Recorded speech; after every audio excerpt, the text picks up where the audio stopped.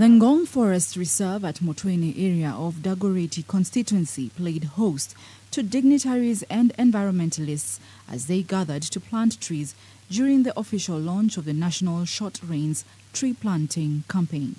Pupils from the nearby Ngong Forest Primary School were also present to plant trees.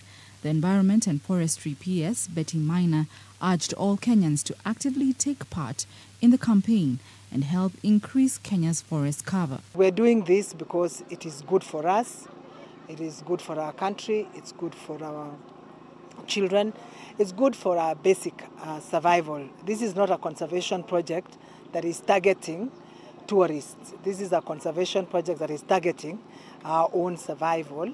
We have 9.5 hectares which require to be rehabilitated. And you know, Ngong Road Forest has got several other blocks.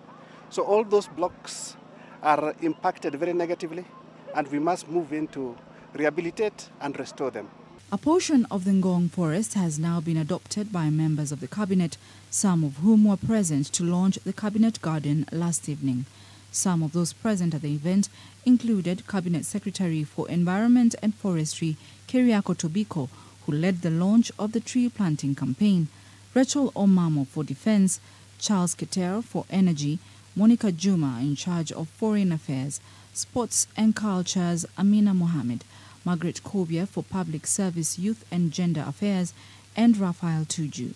For this short range, between October and November, we estimate to do at least between over 50 million, actually, and that is doable, over 50 million. For the long range next year, we're looking at between 250 million plus. And that is doable, but it is a joint responsibility. It goes beyond the ministry, it goes beyond government.